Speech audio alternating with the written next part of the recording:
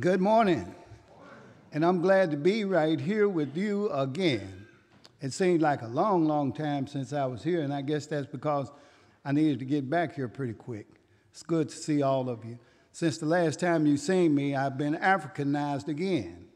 And what I mean by that is I've been back over to Africa and preached the gospel in the remote villages in the southern part near the region of Blantyre. I have a good time when I go over there. This time I got a chance to take my wife with me. Was her first time ever going there, and had a good trip. She really overdid what I thought she would do. She went there and she taught the women and the children, and she did a better job than I thought that she would do, and she did even better job than she thought she would do. As you see what you're looking at now, and I'm going to try to go through these slides pretty quick in case you have some questions that you want to ask me. I want to run through the slides quickly so that we'll leave enough time to do just that. We went in July, and in July it's wintertime in Blantyre, Malawi. That sounds strange, but it's the position that they are on the globe compared to where we are. It's kind of opposite. I'm getting ready to go back there again. I'll be leaving Friday to go back over there, and it is hot.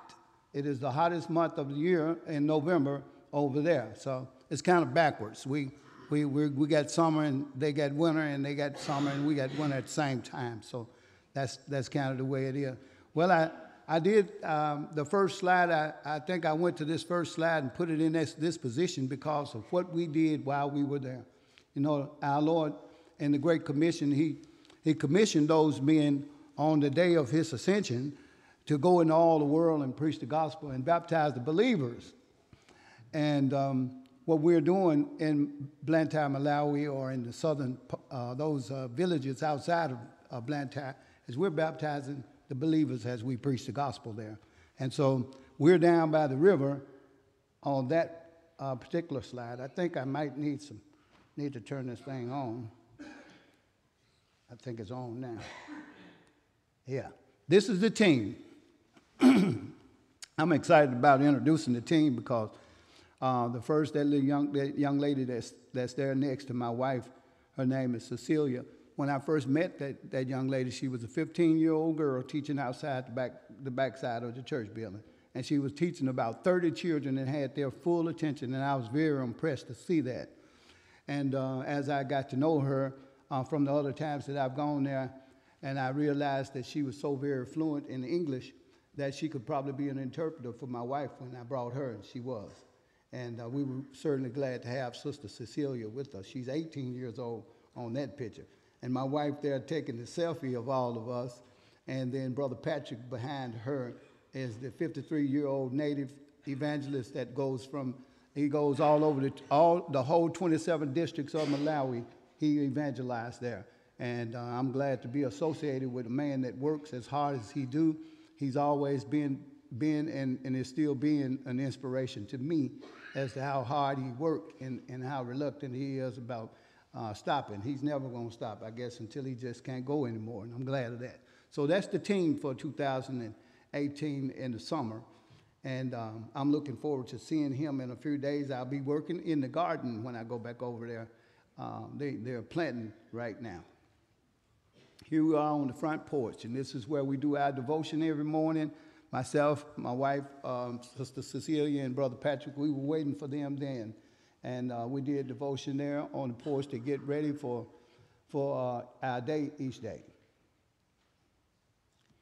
This is what we had, what I had scheduled, and I'll give the elders one of the schedules that they can track by day what I did while I was there. And it's the first day that I was there, I was teaching a class on evangelism in the guest house. I had 5 preachers from local villages come and to meet me there, and we taught a class there.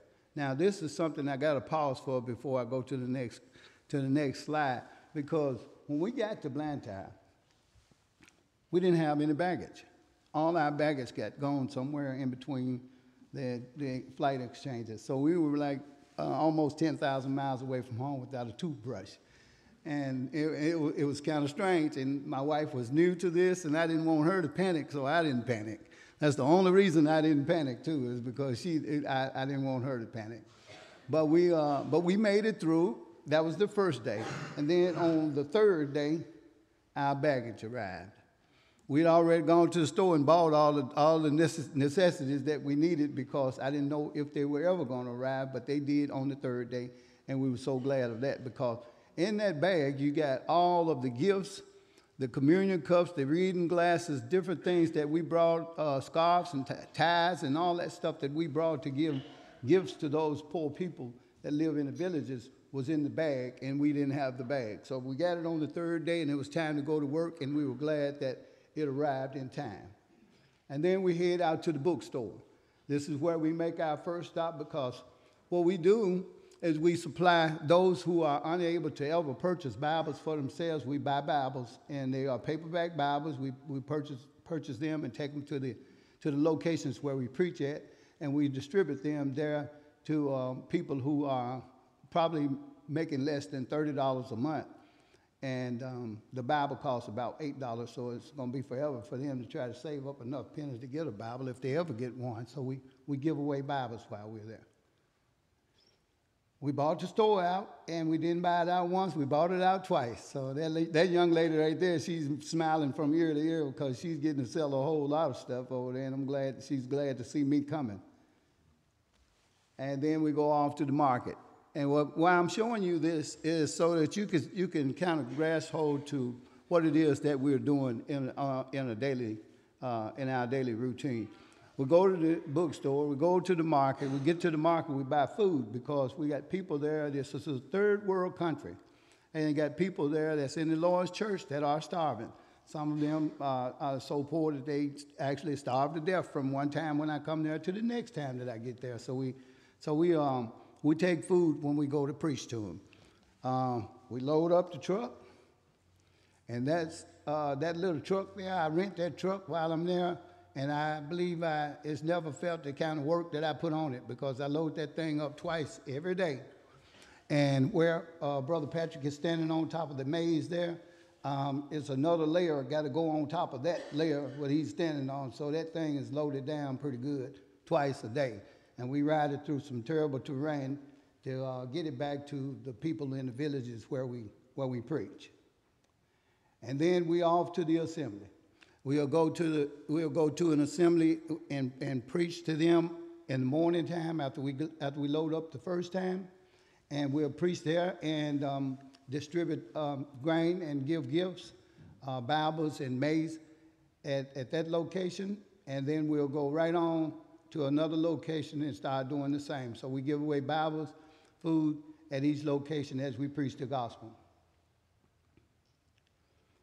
And we give communion cups, because the first time that I went to Malawi, the communion cup that I drank out of, I promised myself I'll bring cups next time, because that thing was pretty dingy, and I didn't trust drinking out of stuff like that.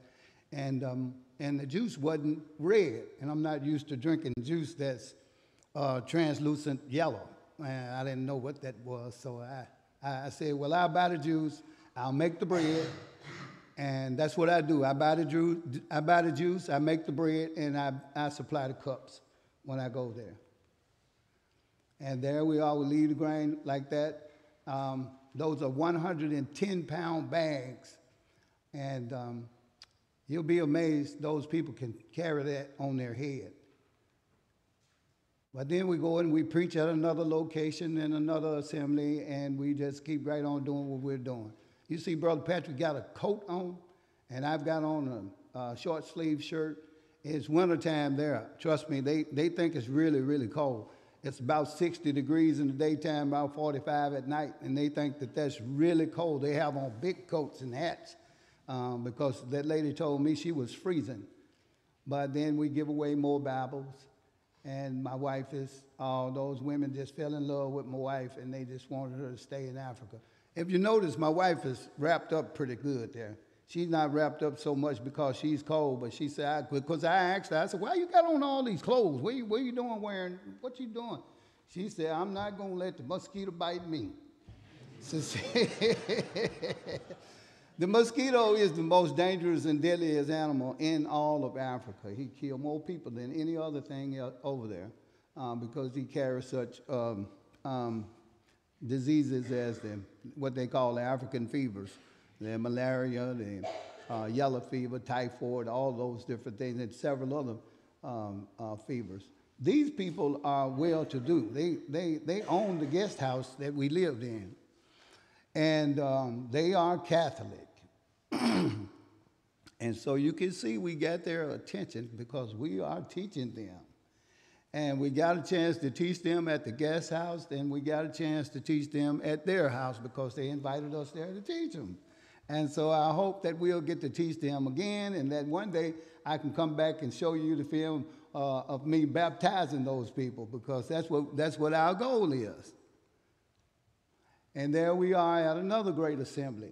And this goes on. I want you to know that this goes on this way, because I told my wife before she ever went, I studied with her out of the Bert Perry Missionary Know Thyself book, so that she could kind of get herself ready for the culture shock that she may encounter. But I was also preparing her for the work. This is not a vacation. This is work. And we go there to work, so we got to work all day. And if she didn't want to work, she needs to stay home and just do what she do here. But she went to work, and she really worked hard. And I'm so grateful for the way that she worked with me. And there she is working in the yard, teaching, and Sister Cecilia is sitting next to her interpreting what she's saying to the people. And she's in the yard teaching, and we're inside. The men go inside, and the women and the children go outside. That is the way of male-dominant societies. And here she's signing the Bibles and giving them out to the women.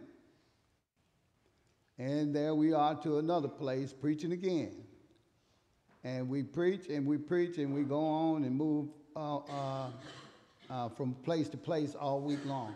Well, here at this place, 8 people responded to the Savior's invitation. And when they started, you see I was still standing up there at the pulpit behind them. You could see me there. This thing got one of those lights on it. Well, anyway, I had to ask Brother Patrick, what are these people coming up here to do? What are they going to what's going to happen here? And he told me they're coming up to be baptized. That's what they just told me. I said, okay, well, then good then. I'm glad. So they kept coming, and I was really glad to see that. And then this is what we did. We went out. We went outside the building. We took all the food off of the back of the truck, put it on the ground, and put the people on the back of the truck so we could go down to the river. And I said, okay, because I didn't see a pool. I didn't see a baptismal inside the building. I was like, well, when are we going to baptize these people? It's a river down the way about 2 miles, and we're going down there. That's okay.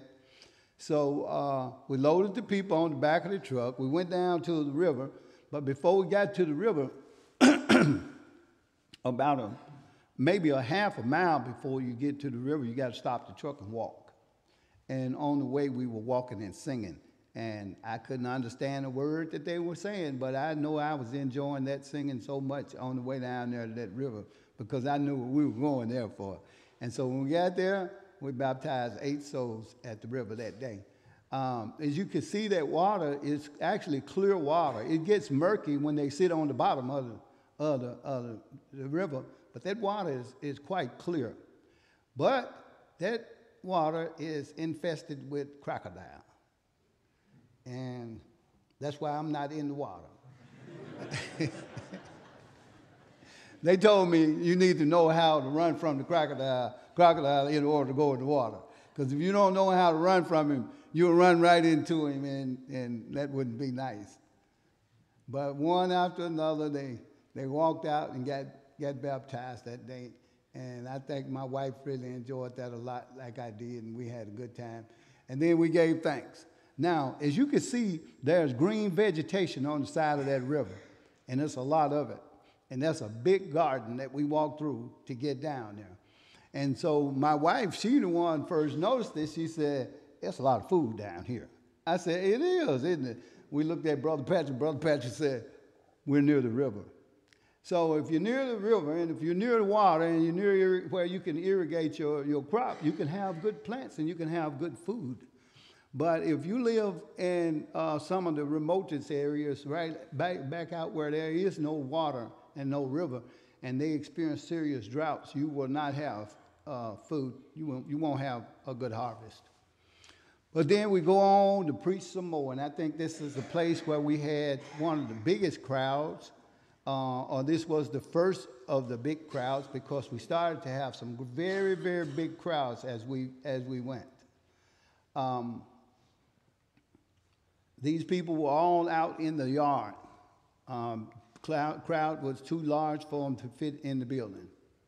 And as you can see, it's a lady. If you look at that back door back there, it's a lady looking inside the door, and there's a window next to the bald head man over there. People had their head inside the window listening to me preach. There was no room inside, and the people were standing outside looking inside trying to hear me preach. I'm excited about doing God's work when I see people excited about hearing God's word, and it was just really good for me. Here we had 12 people respond to the Savior's invitation again. And this was really good. And Brother Patrick was telling me what they were saying and what he was saying to them as he was taking their confession. And so before we went down to the river, my wife was giving gifts, and we had taken the food off of the truck again and loaded the truck up with the people again so that we could go and baptize again.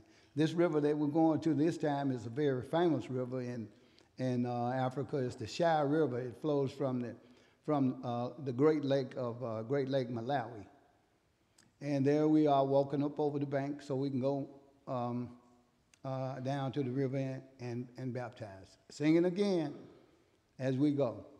That lady over there is washing her clothes. There was two of them at first. One moved out of the way because she was right where Brother Patrick is baptizing this man.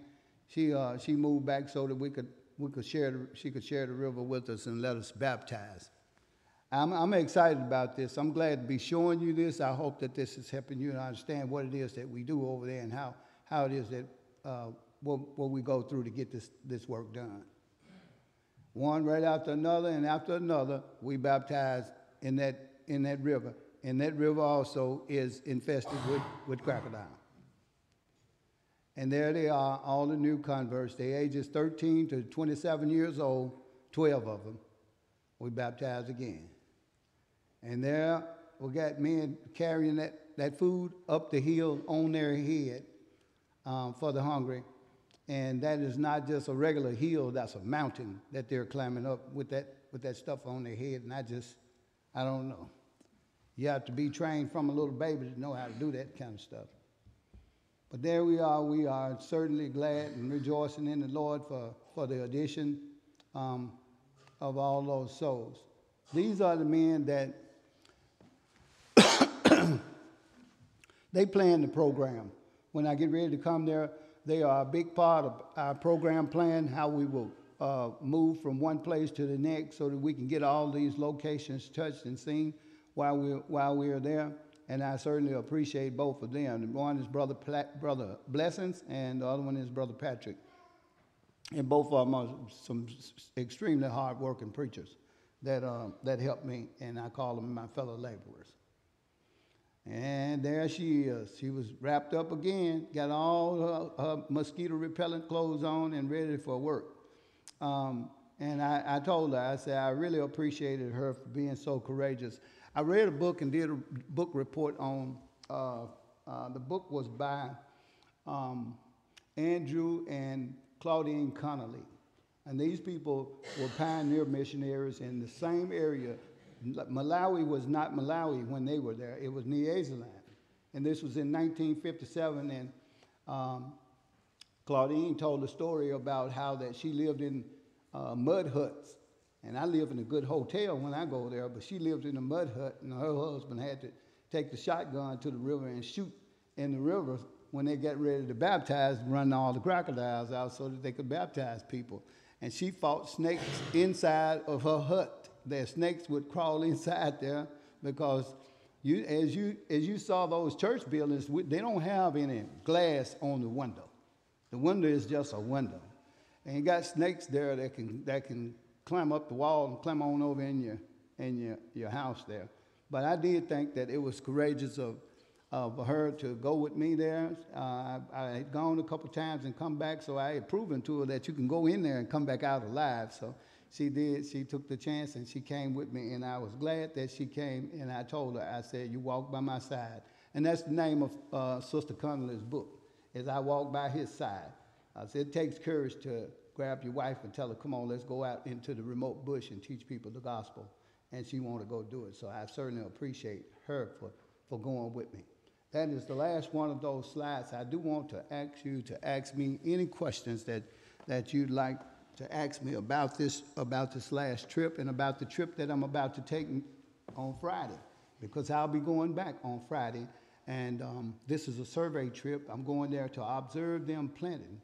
Every year somebody out of all of the supporters that I do have working with me, someone step up and say, well, do they have enough seed? Will they have enough to plant so that somebody may not starve?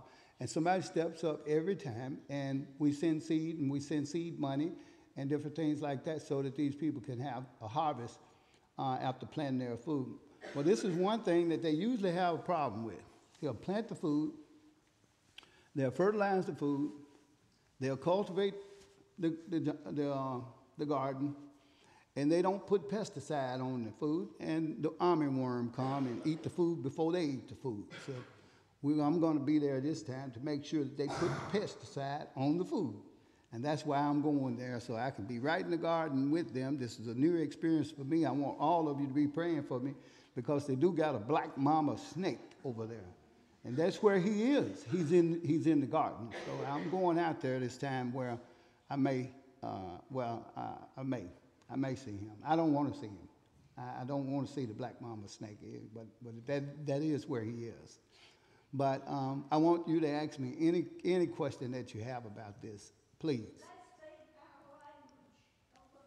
They do speak our language. They speak, most of the Malawians are bilingual. They speak Chichewa and they speak English. And I'm learning Chichewa. Say something in that language. What was that question? Say something in that language. Okay. Impingo Guaquista. That's Church of Christ. Okay? And I'm going to say something in that language when I finish my sermon today, and I'm going to say something in that language when I finish this presentation right now, too. Any more questions? Come on. What kind of food do they grow? They grow potatoes, they grow peanuts, they grow collards, like greens like we grow. They grow eggplant, banana. They grow all of these things, and they were growing actually good in that garden where we went by the river. But in the remote parts where we go and preach mostly, where they don't have a lot of water, they grow maize. The same thing that we give away. And that's what most of the very, very poor people there eat. And that's all they eat.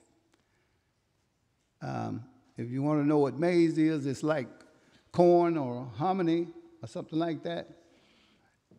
And they make several different dishes with it. They can make soup with it, some kind of porridge, and they make bread with it, all kinds of different things that they do with it. But that's all they eat, those people. They only eat that, and maybe a goat or a turkey or something now and then. You have electricity out there? No, ma'am. No electricity in the remote villages. And the water that they use, they don't have a well or a pump in their house. They got community wells that the government has supplied, and the community well may be as far as a mile away from a person's house. So what do? A little small, I saw little small women and small young children carrying buckets of water on their head to take it back home. And they do that all times of the day and night. I don't know how I would even be able to see, as dark as it is out there at night, how to carry a bucket of water on my head down a small trail. But that's what they do. Can the water out of those rivers be boiled enough to be safe to drink? Not for you and me. I wouldn't trust that. They drink the water. They drink the water out of the river like it is. They're, it is. It's also, there's a parasite in there that if you and I drink that water, that parasite will kill us. But if you boil the water for 20 minutes, a half hour, I mean, really boil it and let it cool down for a while. It may. Boiling kills parasites, to my understanding. To my understanding, it does too, but I wouldn't trust it. Not when I go out. I can go out and buy some bottled water. I just wouldn't trust doing that. And the couple that I just got through speaking to you about, Brother and Sister Connolly, Brother Connolly died from Africa. Africa actually killed him. You can't go over there and just eat things that they eat and drink that water, and it'll catch up with you in the long run. It'll get you. Have you ever considered putting one of those bags on your head and see how it feels to walk in 50 yards? Not yet. That's a good question. May be a good idea if I'm ever feeling inspired enough to do that. And if I'm I'm,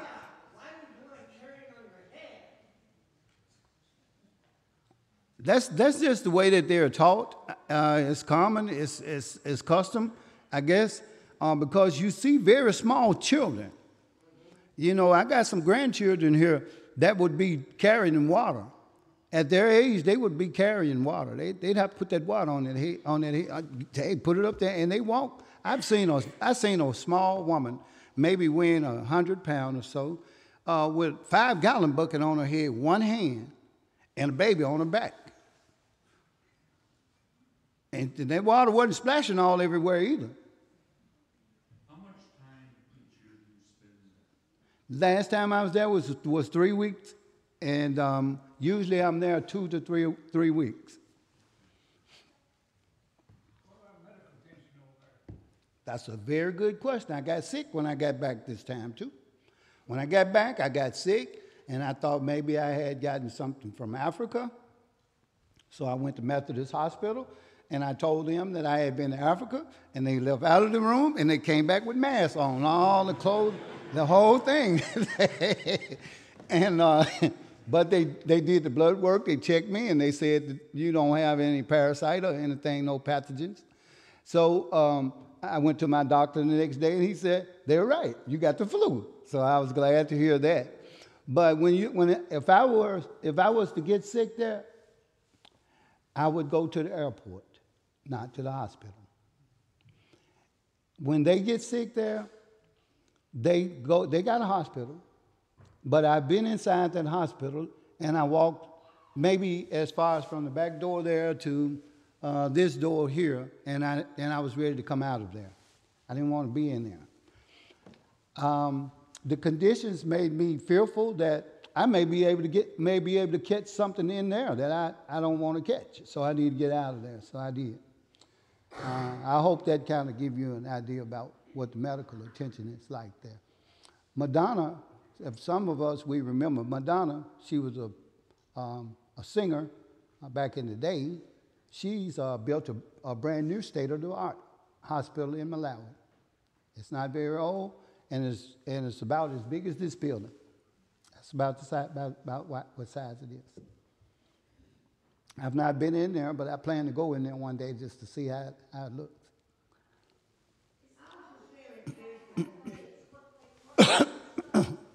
Ma'am? Yeah. You saw that truckload of food that Brother Patrick was standing on?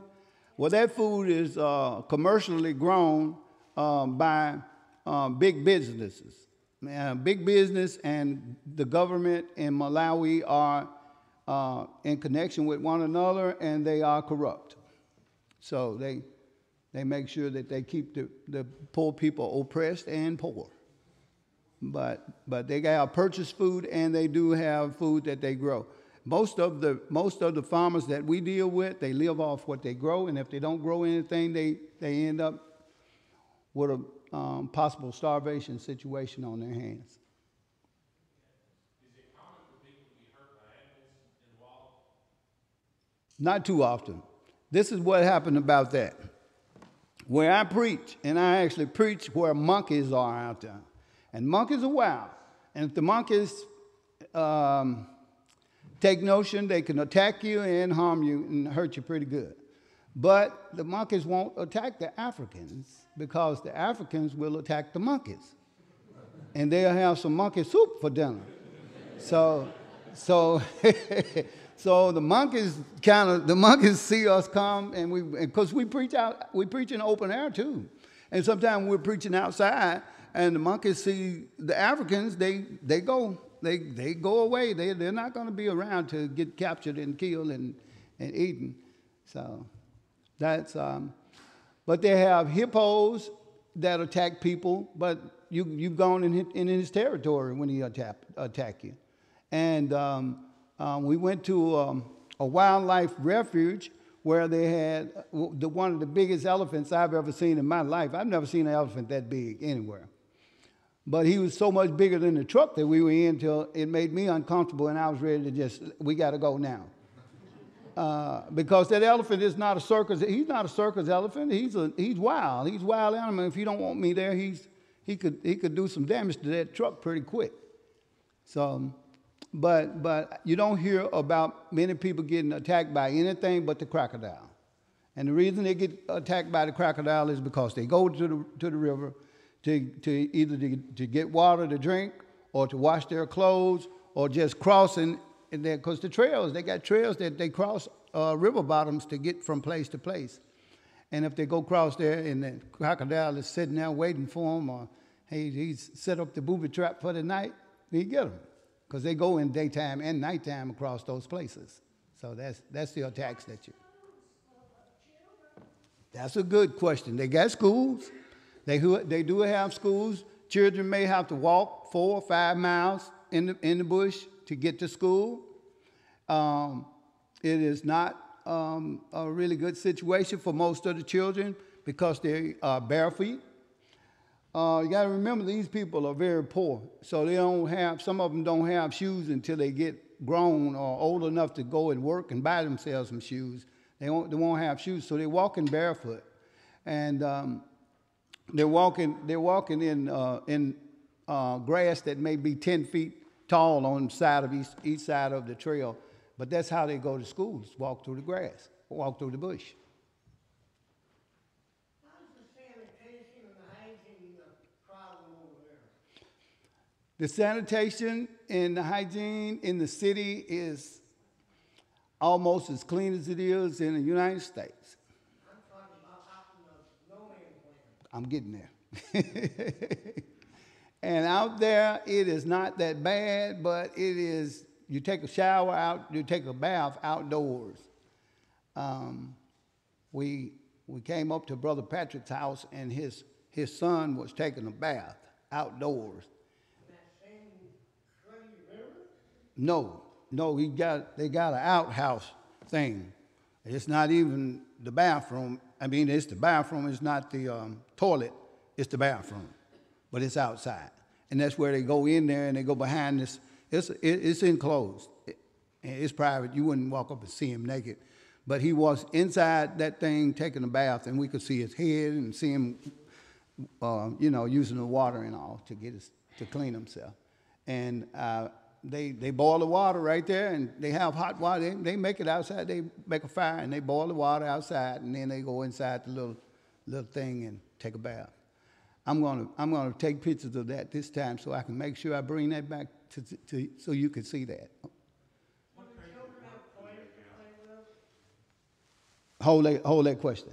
What type of work do they have available? Farming is mostly what they do. Now they do have another work that many of them do. It is illegal, but like I said, the government allow them to do it and get away with it. But they go into the side of the mountains, and there's a certain tree there that they could go up there and they cut that tree and they burn that tree and they make it into charcoal, and they sell charcoal. And it's people there that make charcoal for a living. There's people there that make brick for a living. If they live in close enough to the water, they can get enough water that they can mix up the sand and make the brick and cook it, so they can sell brick. So they sell brick, they sell charcoal, and they farm. Now, your question, sir. Do the children have toys to play with? No, that's very rare. Toys to play with, candy, stuff that children here take for granted all the time. Those children don't get that. Too poor, they can't afford that. They make their own toys. I kind of understand it. They find something. A boy finds something to play with, and he'll be just as happy as he can be. It doesn't have to be a real toy. He'll make it a toy. So that's what they do. I think I hear a bell ringing. I don't want to go over. I'm always time-minded, like to do right. I thank you so much for having me. And I hope that I answered the questions that you had. And I hope that you enjoyed the slideshow that I gave. I hope that it kind of give you a good picture of what it is that we do. And I'm looking forward to you always being a part of this. I thank you so much for the effort that you put in, and especially your prayers. Yes, sir. On your next trip back, can you show us some moving video film of your events over there? I can. And we can hear the people talking. And singing. Yeah. Yeah, I can. I got some clips like that with me right now. I would. I might can get it to the elders. I probably can give some copies to the elders or something. Okay? All right. Thank you so much.